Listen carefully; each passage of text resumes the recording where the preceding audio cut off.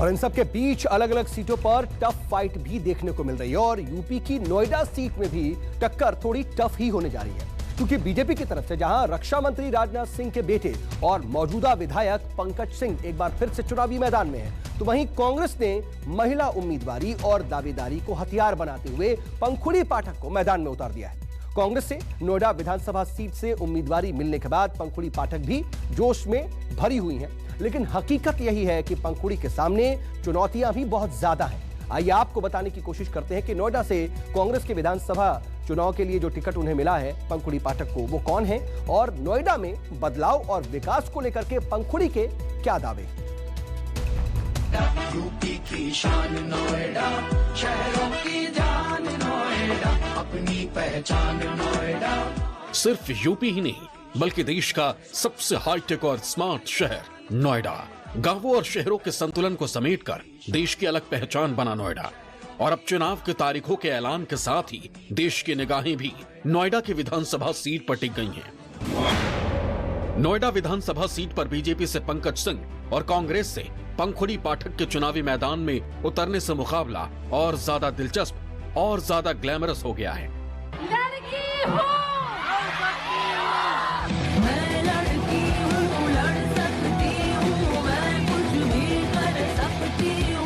नोएडा से मौजूदा विधायक पंकज सिंह के खिलाफ कांग्रेस ने लड़ सकती हूं का दाव चलते हुए पंखुड़ी पाठक को मैदान में उतारकर मुकाबले को करारा बना दिया है और कांग्रेस के इसी दाव से सभी पार्टियों को मात देने का दम भर रही हैं पंखुड़ी पाठक। कितना मुश्किल है, एक बड़ी फाइट मान रही हैं आप इससे? देखिए, बड़ी चुनौती तो है ही, क्योंकि ये जो सीट है ये भाजपा का गढ़ मानी जाती है। लेकिन लंबे समय से, क्योंकि मैं यहाँ पे जनता के बीच में हूँ और सबसे बड़ी बात है कि मैं यहाँ से बिलोंग करती हूँ, मैं यहाँ की एक रेजिडेंट हूँ। बहुत सारे इश्यूज़ हम जनता के लगातार उठा रहे हैं, तो कहीं ना कहीं उतना बड़ा चैलेंज नहीं है, क्योंकि जब आपको जनता का साथ मिले, जनता का सपोर्ट मिले, तो हर चीज़ आसान हो जाती है। देखिए, जो हमारे विधायक जी हैं, बहुत बड़े परिवार से वो आते हैं, श्री राजनाथ सिंह जी के पुत्र हैं।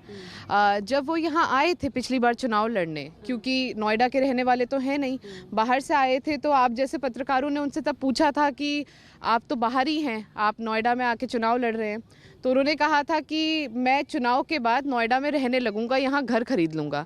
लेकिन दुर्भाग्य देखिए कि आज 5 साल पूरे हो चुके हैं, अगला चुनाव हो चुका है और हमारे जो विधायक हैं आज तक वो इस कॉन्स्टिट्यूएंसी में रहते नहीं हैं। जब लोगों को ज़रूरत पड़ती है तो कोई उन तक पहुंच नहीं सकता, किसी के पास उनका फ़ोन नंबर नहीं है और पूरे 5 साल वो जनता के बीच से गायब रहे हैं। समाजवादी की साइकिल से उतरकर कांग्रेस का हाथ पकड़ने वाली पंखुड़ी पाठक की तेज तर्रार छवि ने उन्हें प्रियंका गांधी की पहली पसंद बनाया है। पंखुड़ी पाठक 2010 में समाजवादी पार्टी से जुड़ी छात्र नेता थी। चुनाव जीतने के बाद एसपी ने पंखुड़ी को ज्वाइंट सेक्रेटरी बनाया।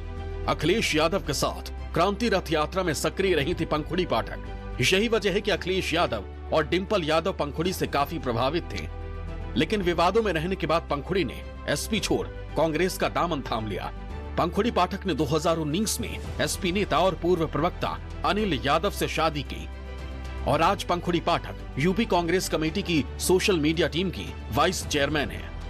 पंखुड़ी पाठक समाजवादी पार्टी की एक महिला तेज तर्रार नेता का चेहरा बन चुकी थी।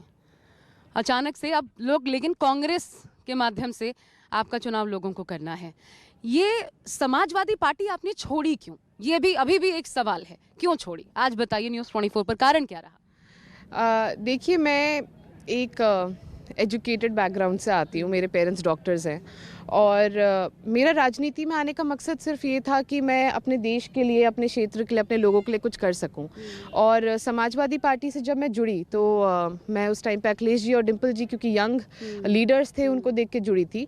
लेकिन जिस तरह का माहौल मैंने वहाँ पे देखा, एक तो महिलाओं के लिए सम्मान वहाँ पर नहीं था, जिस तरह की विचारधारा या जिस तरह का एक बैकग्राउंड पार्टी का रहा है। और जैसा आपने कहा, मैं फेस थी सपा का, उसके बावजूद मुझे लगा कि जब इतना ज़्यादा हरासमेंट मुझे सहना पड़ता है एक महिला होने के नाते, और जो जातिवादी टिप्पणियों का सामना करना पड़ता था, क्योंकि कहीं ना कहीं एक अपर कास्ट से जुड़े जो लोग थे उनके लिए बड़ा नेगेटिव वहाँ पे माहौल था, मैंने जो पाया। और एक महिला होने के नाते मुझे बहुत ज़्यादा हरासमेंट को सहना पड़ा और जब मैंने ये बात ऊपर रखी तो किसी तरह का सहयोग मुझे नहीं मिला। राजनीति की दुनिया में सौम्य और खूबसूरत चेहरों में शुमार पंखुड़ी बेहद तेज तर्रार और बेबाक नेता मानी जाती हैं। देश के नामी दिल्ली विश्वविद्यालय के हंसराज कॉलेज से ग्रेजुएशन और दिल्ली विश्वविद्यालय से कानून की पढ़ाई पूरी करने वाली पंखुड़ी अपना और पार्टी का पक्ष मजबूती से रखती आई हैं और पंखुड़ी की इसी खूबी ने उन्हें यूपी की हॉट एंड हाईटेक सीट का एक बड़ा चेहरा बना दिया है। अब तो देखिए लंबा समय हमें हो गया सत्ता से बाहर, लेकिन ये वो पार्टी है जिसका सबसे बड़ा समर्थक ब्राह्मण भी था और दलित भी था। और सभी को मैं आज जब वाल्मीकियों के बीच में जाती हूँ तो वाल्मीकि समाज के लोग हमें कहते हैं कि हमारी पार्टी तो कांग्रेस ही हुआ करती थी, वो इंदिरा गांधी थी जिसने बकरी और शेर को एक घाट पे पानी पिला दिया था। तो ये सोच दलित समाज की है। और वहीं अगर आप ब्राह्मणों की बात करें तो ब्राह्मण भी ये कहते हैं कि अगर 6 मुख्यमंत्री ब्राह्मण किसी ने दिए उत्तर प्रदेश को तो सिर्फ कांग्रेस पार्टी थी।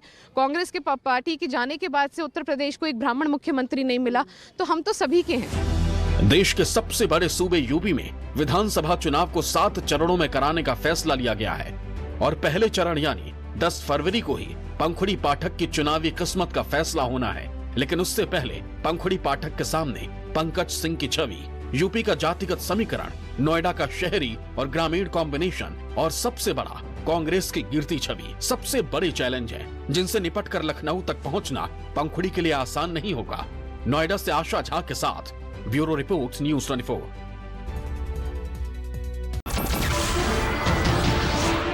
नमस्कार, मैं हूं मानक गुप्ता।